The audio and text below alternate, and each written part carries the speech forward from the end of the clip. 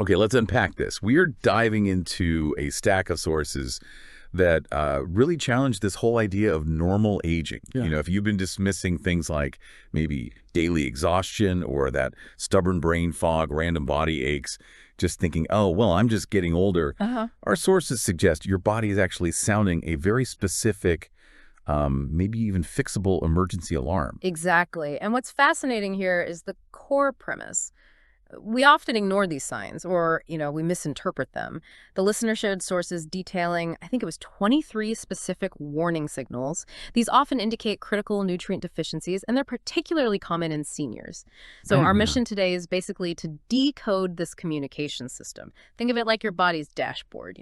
We want to show you exactly what key raw materials might be missing behind those, frankly, incredibly common symptoms. That's the key, isn't it? Viewing the body not as like inherently broken, but as trying desperately to function on empty, which just accelerates decline, really. Precisely.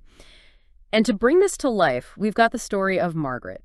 She's 71, spent years just accepting constant, really debilitating fatigue as her new normal, until she started addressing specific nutrient gaps. So we need to figure out what those ignored warning lights were trying to tell her. Yeah. And if we look at Margaret's initial journey, it starts right where that energy conversion fails. Constant exhaustion.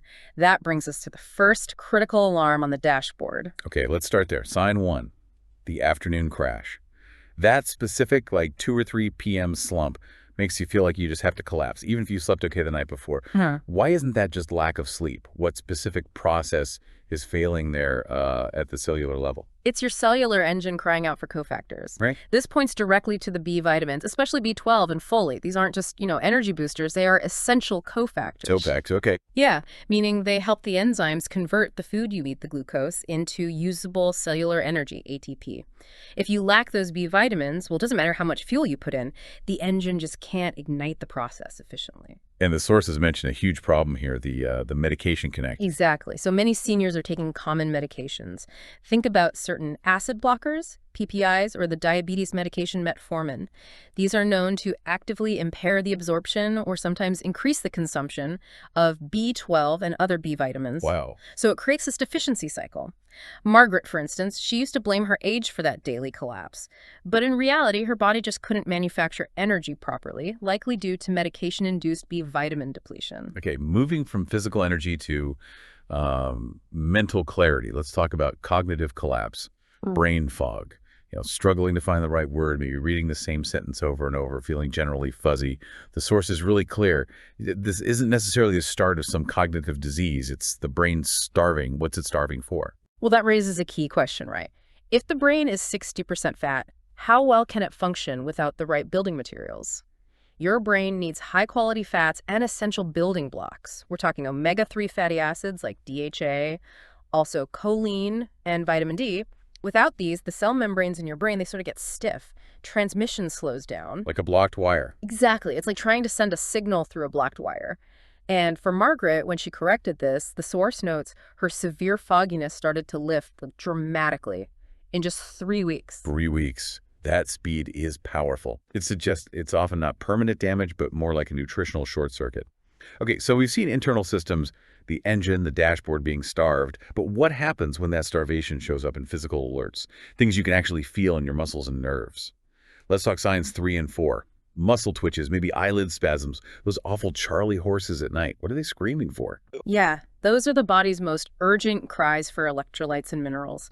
We're talking magnesium, potassium, and calcium, and they have to be balanced. Magnesium, it acts like nature's relaxant. It manages hundreds of enzyme processes, and one of its main jobs is signaling muscles to release. If you're deficient, the muscle stays contracted or twitchy. And again, like with the B vitamins, there's a medication link here. Precisely. We see the same depletion mechanism.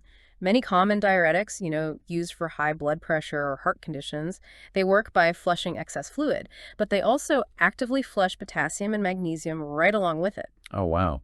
Creating a problem while trying to solve another one. It sets up a perfect storm. The patient takes medicine to help their heart, but that very medicine depletes the minerals needed to prevent cramps and maintain a healthy heart rhythm. Let's hit one more sensory alarm. Sign 2, the metallic taste or loss of taste.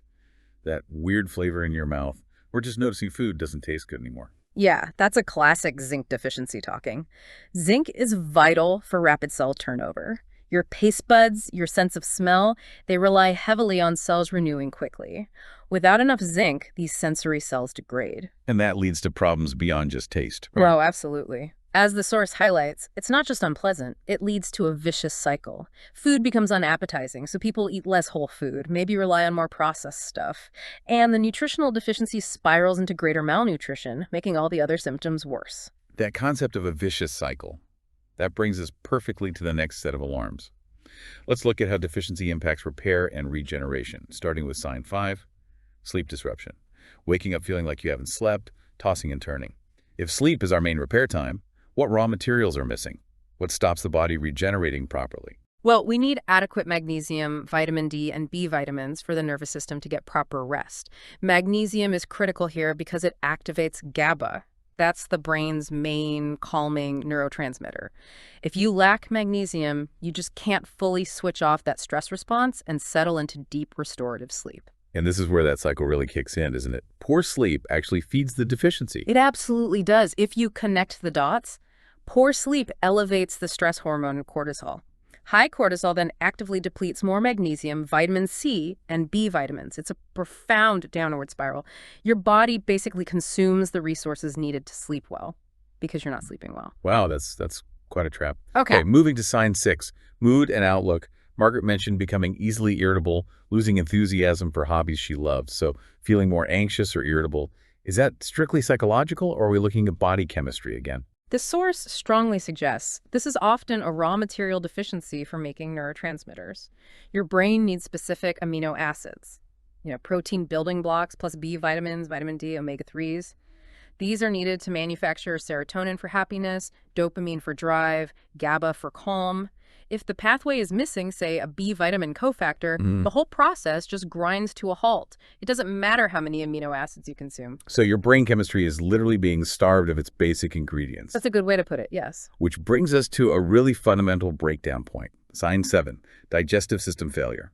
Things like bloating, heartburn, general discomfort after eating. We rely on this system to process everything, but what happens when that engine breaks down, preventing absorption? This is critical and often overlooked. As we age, stomach acid naturally tends to decrease. Low stomach acid isn't just about poor digestion of food, it severely impairs the absorption of several vital micronutrients. Take vitamin B12, for example. It's bound tightly to proteins in food. You need stomach acid to release that B12 so it can eventually be absorbed lower down. So even if you eat B12-rich foods, Without sufficient acid, even a perfect diet might yield very little B12 absorption. Same goes for iron and poor calcium absorption, too. It creates this cascade of deficiencies impacting everything from bone health to energy levels. so you could be taking supplements, maybe even good ones, but if your digestive engine is broken, the nutrients just aren't getting through. Exactly. It's like investing in premium fuel, but driving a car with a leaky gas tank. The value is lost before it can be used. Let's discuss the final stressor in this section. Sign 8, stress response changes. Feeling completely overwhelmed, maybe fragile, when facing routine daily challenges. Things that used to be manageable. What does chronic stress specifically do to our nutrient stores that leads to this reduced resilience? Chronic stress forces the adrenal glands to work overtime, pumping out cortisol and other stress hormones. This production line needs huge amounts of specific nutrients. The source notes vitamin C, B vitamins, especially B5, and magnesium are consumed incredibly quickly during sustained stress. If you burn through them faster. Much faster. When reserves get low, the adrenal glands struggle to keep up. This leads to burnout and that profound reduction in your psychological and emotional resilience. You feel overwhelmed, partly because the internal systems meant to manage stress have literally run out of fuel. Okay, let's shift to some of the more visible and perhaps subtle indicators now, starting with sign 9. The visible indicators: hair, skin, and nails. Brittle nails, maybe thinning hair, skin that heals slowly from cuts or bruises. That's sign 20, related. Why are these sort of peripheral systems such reliable nutritional windows? Because the body ruthlessly prioritizes. It practices triage, essentially. Survival always comes before structure or appearance. Hair, skin, and nails are made of rapidly dividing cells and structural components: protein, biotin, iron, silica. When the body faces a shortage, it redirects those limited building blocks to the vital organs first: brain, heart, lungs. So the visible stuff gets shortchanged first. Exactly. Thinning hair, brittle nails, they become early warning flags. They can indicate deeper systemic deficiencies that might be compromising, say, your immune system or bone strength long before those show serious symptoms. Got it. Next, sign 10, feeling cold all the time. Needing to bundle up even indoors when others feel fine. What's going on with circulation and temperature regulation there? There are usually two main drivers. First, inadequate iron levels and B vitamins. These inhibit red blood cell production, meaning less oxygen gets delivered efficiently to tissues. Result, poor circulation, cold hands and feet. Okay, and the second? Second, this is often linked to compromised thyroid function. The thyroid needs specific nutrients, iodine, selenium, the amino acid tyrosine, to produce and convert its hormones properly. If the thyroid gland itself is, well, starving nutritionally, metabolism slows down, and so does the body's internal furnace. Margaret thought her constant coldness was just poor circulation, but correcting these specific nutrient gaps made a huge difference. And the sign that really impacts independence. Sign 11, issues with balance and coordination. Maybe dizziness when standing up too fast, feeling generally unsteady, or even struggling with fine motor skills like handwriting or doing up buttons. That's linked to sign 22 as well. Yeah, balance, gait, nerve health, they're highly sensitive to fluid and electrolyte status. These functions depend heavily on sufficient potassium and magnesium to regulate nerve signaling and muscle contraction speed. And the sources highlight something important here too. Many common medications, particularly those used for anxiety or certain sleep aids, can directly increase fall risk, Right. while simultaneously depleting the very minerals necessary for strong nerve connection and balance. So it's a dangerous combination, a loss of balance combined with insufficient nutrient resources to quickly correct the nerve signal or muscle response. Okay, we've covered quite a few alarms, 11 key ones, but the source lists 23 in total, including things you might never connect, like joint stiffness, sign 14, strange appetite changes or craving, sign 12, even increased sensitivity to noise, sign 19, and just that overall vague sense that you're feeling off, sign 23. I think if there's one big takeaway here, it's that none of these signals should just be accepted as inevitable decline. Absolutely. That's the core message. And if we connect this to the bigger picture, the biggest revelation perhaps is that taking a generic drugstore multivitamin often won't cut it. It's just not enough.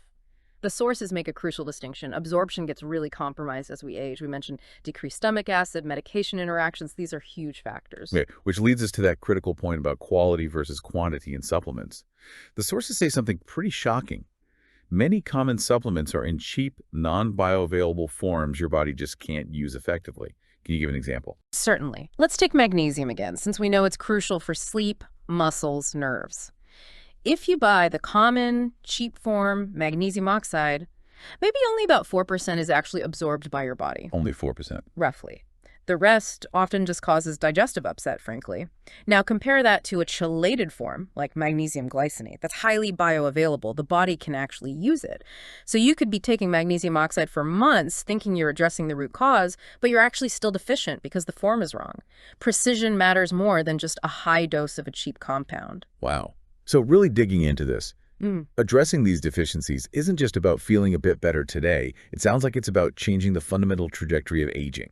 That is the core takeaway, yes. The sources really stress this. Every day you spend in a state of deficiency is essentially accelerated cellular aging. It's increased inflammation, decreased resilience across every single system we discussed.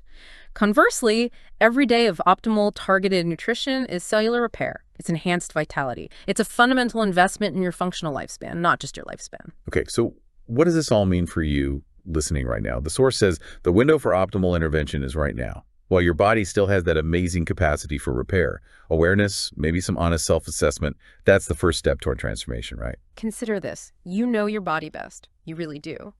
Margaret's turnaround showed that the body is never too old to respond when you finally give it the correct tools, the right raw materials.